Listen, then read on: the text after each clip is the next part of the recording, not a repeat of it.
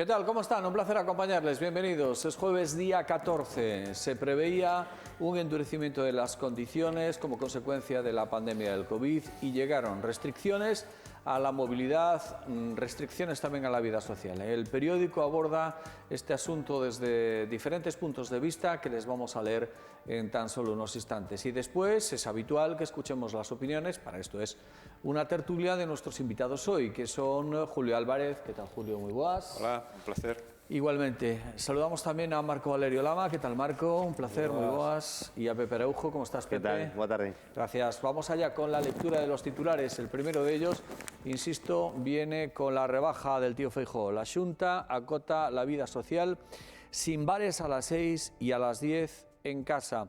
El resumen de varios puntos de vista. Vamos por orden. Las nuevas restricciones, que durarán al menos un mes, cierran perimetralmente la Galicia más urbana y limitan las reuniones a un máximo de 4 personas.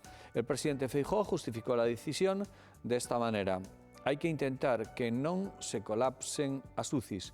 Los municipios de Ourense, Barbadás, Carballiño, Verín, Allariz, Monterrey y Xinzo quedan cerrados y en el máximo nivel de limitaciones. Otro apartado. Hosteleros y Xunta acuerdan impulsar ayudas similares a las de Valencia con la colaboración de Gobierno, concellos y diputaciones. Y el último ya, los 21 concellos sin casos en la provincia sienten que pagan o pato, y también un juez ordena vacunar a una anciana en Santiago pese a que la hija no daba su autorización. Completamos el repaso del COVID con la fotonoticia que recoge el cribado hecho ayer en Allariz en busca del virus en los asintomáticos.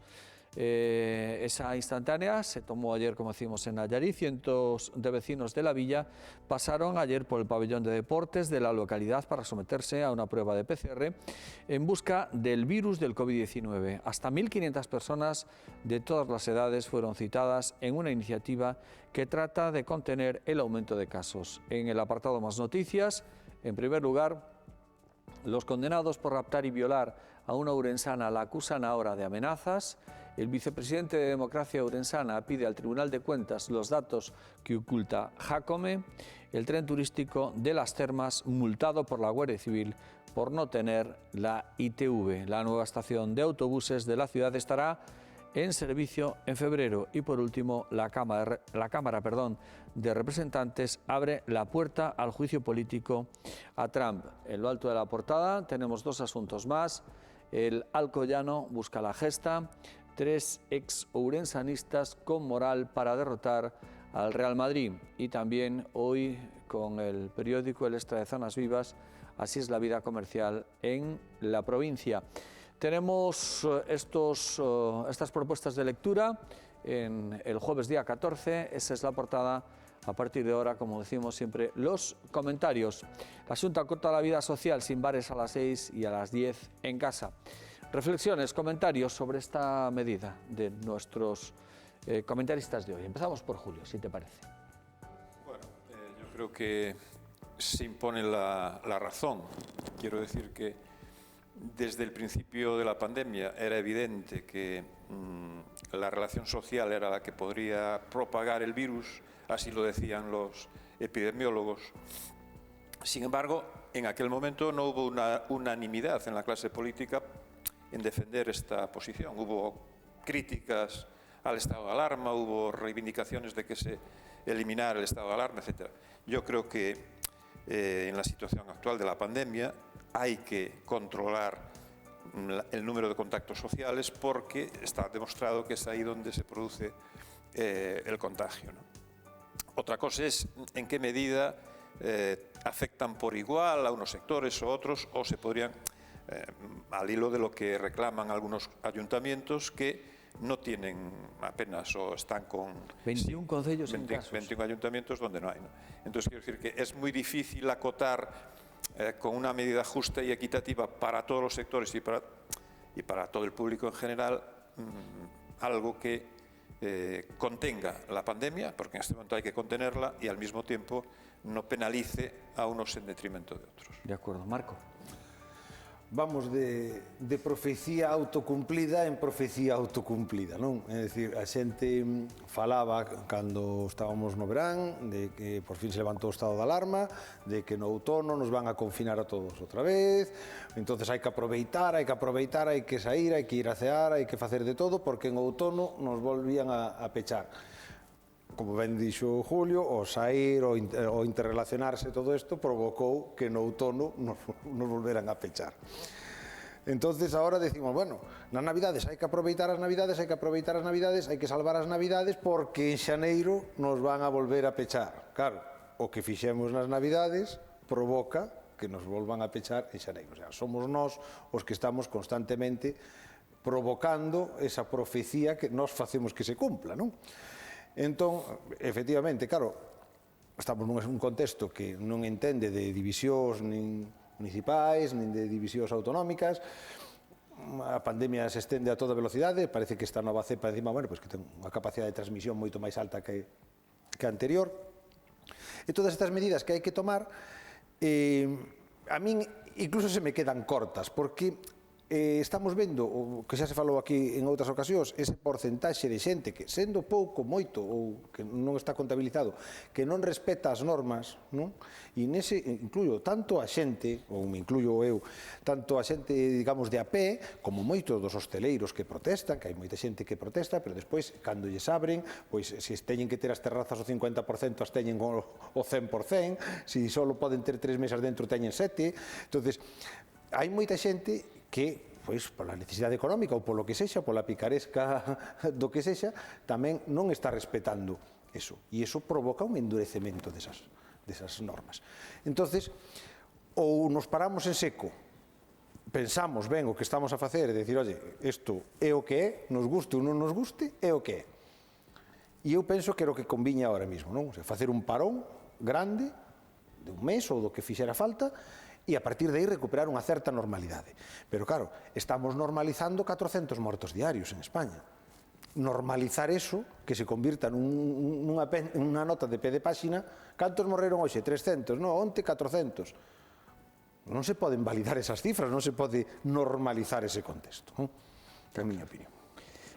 Sí, Eu, coincidindo en casi todo o que decides, tamén é verdade que hai que poñer en riba da mesa a situación dramática que están a vivir as familias as que non se lles permite ter a súa actividade comercial ou industrial, as que teñen que cerrar os seus negocios, porque despois de tantos meses sin apenas actividade, na maior parte dos casos pagando os mesmos gastos que tiñan cando tiñan unha actividade comercial normal, pois toda esta xente ahora mesmo está a pasar mal e eu penso que isto é como o golpe final para que moitas actividades pechen, non? E a administración non é capaz de reaccionar ante esta situación. E en ese sentido hai moitos ourensáns que ahora mesmo están pensando como van a chegar a final de mes e a maior parte deles non teñen claro que non van a chegar. Así que, aínda que as medidas sanitarias son as que son e hai que facerlle caso, é certo tamén que a administración debería establecer unha especie de estado especial para salvar a xente que se vai a quedar tirada, porque ahora mesmo non consiguen chegar a atender a esa poboación, e iso é unha desgracia máis, porque non morrerán de forma inmediata, pero a cantidade de xente que ahora mesmo está collendo depresións porque non ven salida, a cantidade de xente que se ve asfixiada polos préstamos que non dan pagado, a cantidad de xente que non sabe como pagar a factura da luz, do aluguer, vanos desahuciar, quer dicir, hai detrás un drama que eu penso que as administracións deberían estar máis pendientes desa cuestión. Constache, Pepe, que as axudas prometidas a determinados sectores, entre eles a hostelería e os autónomos e todo eso, fluyen? Ahora mesmo eu sei de persoas que xa cobraron os 2.000 euros que a corporación decidiu repartir en axudas aos autónomos. Hai moita xente que ainda non os cobrou, pero moitísima xente que xa os cobrou. A Xunta xa fixo pagos, pero claro, eu podo dicirche, eu comparto con outras dúas persoas un negocio que temos cerrado desde fai meses e chegounos unha axuda creo de 1.500 euros, pero é que eso vamos. Eso despois de tantos meses sin actividade, home, sí, aliviache algo, pagas algunha cousa, pero eu póñome na piel de persoas que teñan empleados ou que teñan situacións máis complicadas ou costes máis complicados e non sei como poden facer. É que é imposible, o sea, é a ruína. Entonces, e despois está que ao final estamos falando de non colapsar o sistema sanitario, non? E entón aí sí que me dá rabia porque todos sabíamos que podía pasar eso e, polo tanto, a Administración pudo haber invertido máis en dotar de máis medios o sistema sanitario para que non tuviéramos tanto medo en colapsalo, non? Porque ao final todo isto é evitar que se colapse o sistema. Entonces é como, dá un pouco de rabia. Julio, pandemia económica. Sitúa encima de la mesa Pepe. Bueno, yo creo que los más visibles, los sectores más visibles han sido, por las protestas, por el grado de unión que también que tienen, es la hostelería. Es la que Porque está... es la que primero mandan cerrar. Sí, pero también es cierto que hay otros sectores. Yo estoy de acuerdo en la intervención que hace Pepe Araujo, ¿no?, sobre el tema de la hostelería, pero hay otros sectores que a lo mejor no tienen ese grado de unidad y que están sufriendo exactamente claro. En la misma medida los efectos de las medidas que se toman, restrictivas. Hablo del mundo de la cultura en general. Sí. Yo veía hace unos días una publicación de una profesora de danza que decía: me he quedado sin alumnos porque mis alumnos no están en mi municipio, vienen de Santiago de Compostela o vienen... Bueno, pero en general, en el mundo de la cultura está pasando lo mismo. El espectáculo. Que tiene que haber ayudas a esos sectores y que las ayudas realmente sirvan para paliar la situación y tienen que ser de muy amplio contenido, no puede ser una ayuda puntual. Y entonces la solución final, al hilo de lo que decías Marco hace un momento, tiene que ser que lo primero, que tengamos todos, profesionales, ciudadanía, un comportamiento ejemplar y que no seamos egoístas a la hora de tomar nuestras decisiones, porque nuestra decisión influye en el resto de la colectividad. Es decir, que pensemos en colectivo, no pensemos en individual. Nos irá mejor a la hostelería, al mundo de la cultura, a la ciudadanía, a la economía estatal, porque es obligado que los responsables políticos tomen decisiones. Pero ahí no se acota el problema del virus en la toma de decisión, que pueden ser más acertadas o menos acertadas, tanto desde el tipo, por las ayudas que se determinen como por las restricciones que se tomen, ¿no? Pero quiero decir que tenemos que pensar en un nuevo tiempo donde lo colectivo está por encima de lo individual. Marco, sí. Sí, ademais, bueno, comparto totalmente as opinións dos meus compañeiros. Seguindo un pouco o fío do que expoñía Julio e mirando un pouco máis aló, eu sempre me quedei ca sensación de que a crise de 2008 foi unha oportunidade perdida para replantexarse un montón de cousas nun sistema que demostrou que non funcionaba, un sistema que se baseaba fundamentalmente no fume, é dicir, que non había respaldo de ningún tipo para un montón de cousas que donde se estaba movendo a gran parte do capital. Bueno, eso, ao final, quen pagou eso foron as clases medias e baixas, porque se precarizou moito o emprego, baixaron os salarios, mentres que, por mesmo tempo, aumentou exponencialmente o número de millonarios, non? E isto me está, perdón, pasando o mesmo. Teño a mesma sensación de que a xente único que está agardando é a que isto remate para retomar a súa vida que quedou paralizada o 14 de marzo do ano pasado.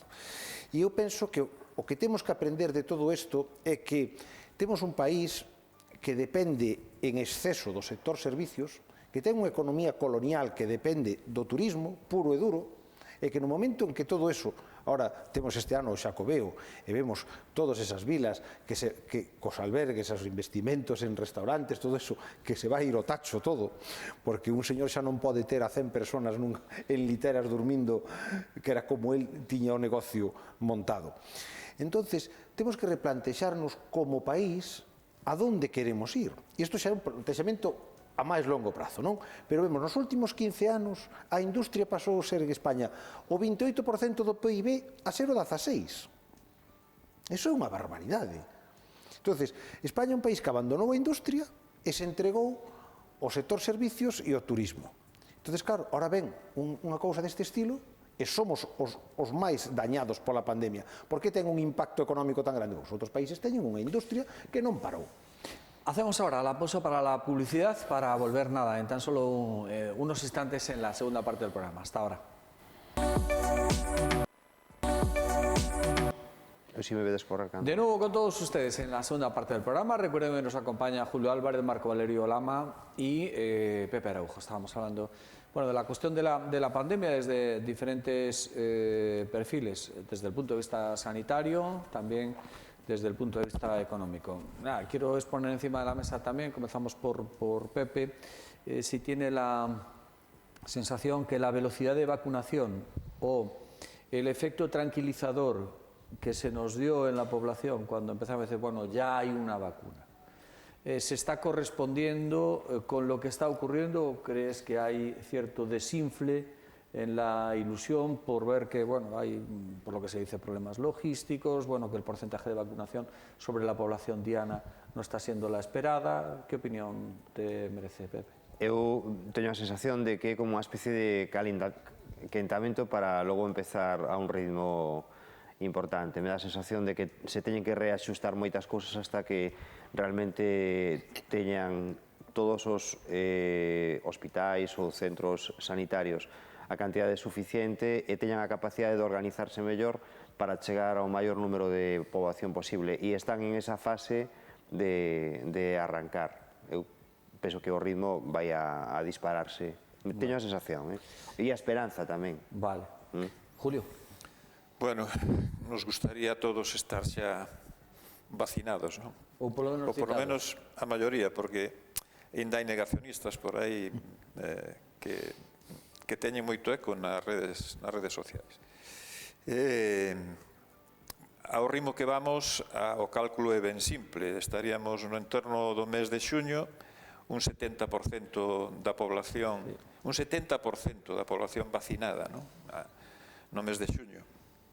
Polo tanto, é evidente que hai que acelerar o proceso, porque creo que non nos podemos permitir o luxo de, en base ao argumento que facía Marco fai un momento, unha economía baseada no sector servicios non se pode permitir o luxo de chegar ao verán sin unha solución definitiva. Por lo tanto, é urxente que no tema da vacina, agora aproveitando ademais que aquí temos Xacobeo en marcha, pois que podamos acercarnos o máximo posible á normalidade. Sí, Marco. Sí, bueno, eu neste caso tamén me gustaría romper unha lanza en favor das administracións, non? No sentido de que, a ver, os cidadáns exiximos, cousa que estamos no noso dereito de exixir, por suposto, pero tamén temos que ser comprensivos ante unha situación que non se dera nunca na historia, non? Porque unha pandemia a nivel mundial desta magnitude que é histórico, claro, nunca se deu. Entonces, claro, todos os gobernos, e con isto falo todos, a todos os niveis, están afrontando situacións que eran das películas de ciencia ficción ata hai un ano, non? Entonces, bueno, pues é normal que se cometan erros, que sucedan cousas, imprevistos e tal. E agora estamos afrontando unha campana de vacinación que claro, é a nivel mundial. Entonces, claro, empezan a xurdir problemas de logística, agora chega un temporal, se pechan os aeroportos. Bueno, hai unha serie se concatena unha serie de feitos que, lóxicamente, hai que ser comprensivo con esas cousas, non? Entonces, eu o que si penso é que a xente está metida, falou antes un apuntamento que fixo Pepe sobre unha especie de factura psicolóxica que vai ter todo isto e que xa está tendo, non? E é certo, a xente está metida nunha especie de montaña rusa emocional na que hoxe todo é positivo e veña, vamos a sair desta e nos vamos a comer o mundo e mañá dice, non vexo saída a nada desto e isto é unha ruína. Entón, claro, xestionar esas emocións que estamos a golpe de impulso é moi difícil. Entón, hai que estar, eu penso que hai que estar serenos, tranquilos, pensar que a xente que estamos en maos de grandes médicos, de grandes organizacións, se conseguiu unha vacuna en tempo absolutamente récord, e despois están esa infame xente, que esos negacionistas que apuntaba Julio, que, bueno, que son, claro, o peor da sociedade, non? Estes días hasta había unha persoa que fixo viral un vídeo de que non era neve, que era plástico, non? Pero iso ten que ser de broma, eu vi, eso ten que ser. Bueno, iso demostra que, claro, o que fai a ignorancia, non? É dicir, unha persona que non sabe nin como arde un plástico, nin como se queima un plástico cando lle das cun mechero, non? É dicir, que por que a neve se pon negra cando lle das cun mechero. Se tes que explicar eso a estas alturas, eu podo explicar a miña filla que ten 10 anos. Sí, pero foi viral. Sí, por eso. Entonces, claro, aí hai digamos, unhos entes que son as redes sociais, onde efectivamente é moi difícil xestionar esa información, pero sí que hai outros medios de comunicación e periodistas que teñen a obligación, desde o meu punto de vista, decir, o periodismo, ti o sabes perfectamente, non é dicir que hai un señor que di que a Terra é redonda e outro señor que di que a Terra é plana. O periodismo é dicir que a Terra é redonda e averiguar por que ese outro que dice que a Terra é plana quere dicir que a Terra é plana. Pero o periodismo non pode cuestionar evidencias absolutas como que hai un virus no mundo, non? Desde o meu punto de vista, non? Pois non se lle pode dar, non pode ter o mismo peso o doctor non sei que Miguel Bosé, por exemplo, a nivel médico, non? Bueno. Vale, quería plantear, Pepe, quedabas aí con ganas de decir algo. Plantexaste unha pregunta moi directa a ti. A raíz do que está a decir Marco, é certo o que influye ahora mesmo na sociedade, no comportamento, este tipo de teorías que circulan e que calan na poboación, porque ás veces están ben construídas, e o que afectan o día a día de todos. Sí, claro, porque é un dolor de cabeza impresionante ler e documentarse, profundizar nas cousas, eso é... Claro, entón o millor é quedarse no superficial, na primeira cousa que che din na esquina, e convertila en dogma, que forme parte do teu corpus, digamos que de coñecemento. É dicir, o de ler é unha lata. Ler, informarse, documentarse, preguntar, eso é unha lata, como decía antes Marco, é moito mellor que... No, a Terra é plana. A Terra é plana. Home, pois agora que o dis... Tú non ves que é plana, é plana, xa se ve. Non ves que aquí tú ves algún buraco, isto é todo plano, non ves as curvas aí que dices, pois home, agora que o dis, xa está. E por que non se caen os que viven nas antípodas? Se fora redonda tenían que estar do revés. Perfecto, bueno, pues a outra cosa, vale. Bueno, vamos a outra cosa con permiso. Oye, te quero hacer unha pregunta moi directa. Ayer ocupó ese... Fácil, ¿eh? Sí, fácil, facilita. Bueno, tienes aquel. Te la haré fácil, pero tienes aquel. Ayer se sentó ahí un compañero tuyo de corporación. Ajá. Javier Rey, concretamente, concejal del Grupo Socialista. Quiero hacerte a ti la misma pregunta que le hice a él. ¿Cómo de sorprendido se puede quedar un concejal después de 8 horas de pleno, el pasado viernes, en los que en apariencia asuntos sustantivos de relevancia social y de relevancia y de interés para el común de los ciudadanos hubo más bien poco? ¿Cómo de ilusionante o de frustrante es hacer una actividad que, aun siendo mayoría la oposición, se ve que la persona que gobierna, que solo tiene apoyo de 2, sigue adelante? A mí é moi frustrante, porque ademais ves como se ríe cando lle saen adiante as maldades que planifica, ¿no? E como disfruta, e entonces pues te sientes como bastante, non sei, como inútil, porque realmente deberían pasar outra serie de cousas. Pero a clave para que pasen esas cousas está en que os concelleiros do Partido Socialista e do Partido Popular muden a súa forma de proceder nos plenos. E se están pensando en clave 2023 e se olvidan e dan isto por terra queimada, non? Como que isto hai que pasalo e punto, pois pasan este tipo de historias. Porque outro día, eu, por exemplo, cando vexo que renegocian por detrás retirar da orden do día un tema que era as dedicacións exclusivas dos concelleiros do Partido Popular, porque días antes había saído esta noticia tan favorable para o alcalde, no sentido de que, digamos, como que se iba librando de unha das acusacións, por lo menos de momento, e como que se estaban reformulando volver ao goberno municipal, é que disto, isto non pode ser, pero é así. Julio. Bueno, volvemos a hablar del gobierno.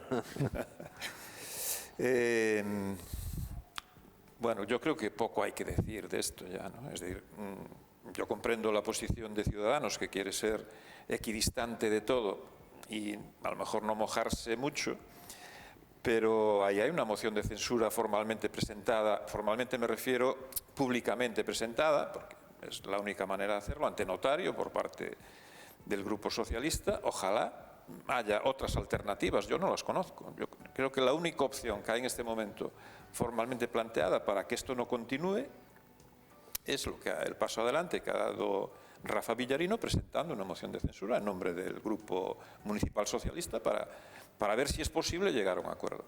Repito, se puede apoyar esa opción o buscar otra. Yo la otra no la conozco, a lo mejor la hay, pero no está así claramente puesta sobre el tablero, ¿no?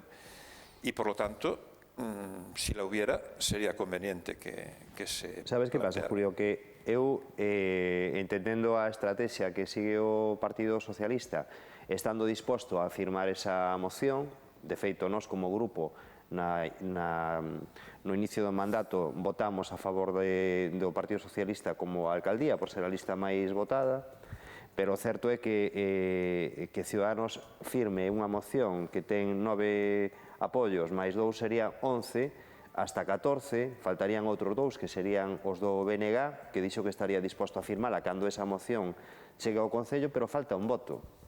E ese voto eu non vexo que aparezca por ningún sitio, por lo tanto, firmar algo que non está pactado... Pero cal é a outra opción? Pero me refiro, ti é como se eu presento unha moción eu, que somos 2, e voto a culpa ao resto do mundo de que a miña non vai para diante. Sabes, primeiro terei que pactala, que senón é un pouco complicado. Marco. Sí, bueno, esta vez en vez de 15 días tardei un mes en voltar. Pero que me dis? E como sempre, que sempre que marchábamos de aquí decíamos volveremos e seguirá a moción de censura sin chegar ao pleno. Cada vez con menos forza. Isto é como ave, xa sabemos que chegará cando chegue no seu tempo. A ver, como cidadán, claro, nós, efectivamente, o que lle pedimos aos políticos é que, claro, que se poñan de acordo, para iso están aí, non? A cidadanía non lle deu unha maioría absoluta a ningún, iso quere decir que a cidadanía de Ourense é plural e quere que a xente se entenda, que se forme un goberno falando entre todos. A mí me pareceu, xa falamos moitas veces desas fórmulas, esa xeometría variable que ten que haber, e eu desde aquí xa lle pedín en varias ocasións que creo que quen ten a chave da cidade é o Partido Popular, e o Partido Popular neste caso eu penso que ten que dar un paso a un lado, non? Así, facilitar ese goberno de PSOE, Ciudadanos, BNG, entren ou non entren a formar parte dun goberno, pero sí a facer unha moción de censura prestando un voto ou buscando unha fórmula de que eso suceda e deixar que a cidade sexa gobernada. Esa é a miña opinión. A cidade non pode ser rehén a estas alturas de 7 concelleiros do Partido Popular que teñan bloqueado a posibilidade de formar goberno, non? Entonces, eu penso que a cidadanía os colocou nun posto, hai unha lista que ten 9, esa lista ten capacidade de chegar a acordos con outras forzas e por ese voto tal. E en última instancia, e isto xa é unha opinión personal de rasgo quijotesco que quedaría, de decir, oye, pues presentar esa moción, si hai 13 votos a favor, quen se retrata son os outros 14 diante da cidadanía, non? Pero retratados xa están. Bueno, sí, pero non é o mesmo que chegar a un pleno e decir, no, isto pasa polo que pasa.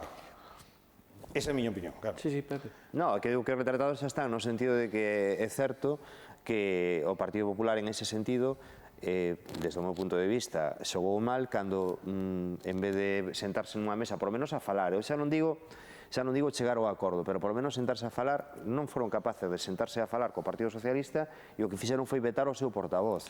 Meterse na casa do outro, organizarlle, algo, a mí me parece que é terrible. Jesús Vázquez, en ese sentido, penso que meteu a pata hasta o fondo, non? Quer dicir, ademais, eu tengo un perfil que non é de un gran negociador.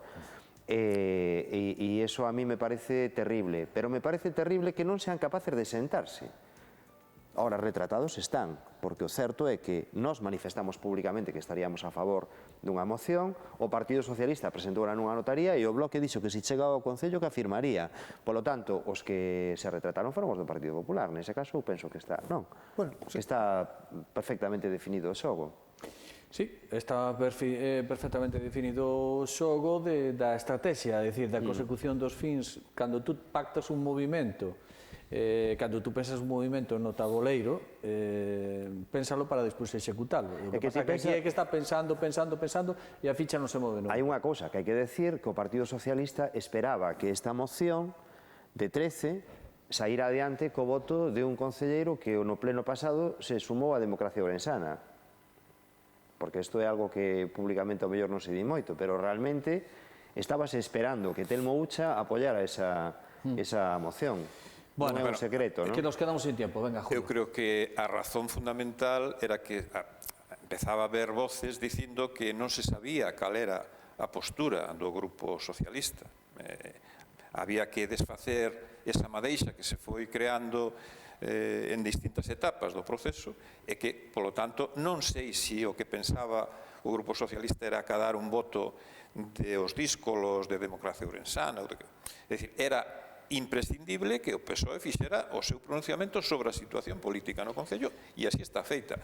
Quen podía prestar ese voto? Ben, un voto, digamos, estratégico do Partido Popular, como apuntaba Marco, ou outro concelleiro calquera, non? En todo caso, fora de tertulia, creo que tiñamos unha comida apostada, non? Por aí, porque fai xa meses aventurábamos... Está la tertulia cerrada.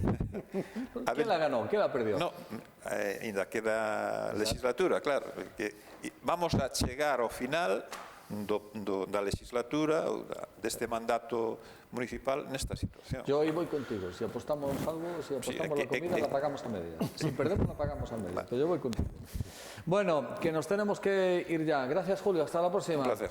Gracias, Marco. Gracias a ti. Gracias, Pepe. Un saludo. Un placer.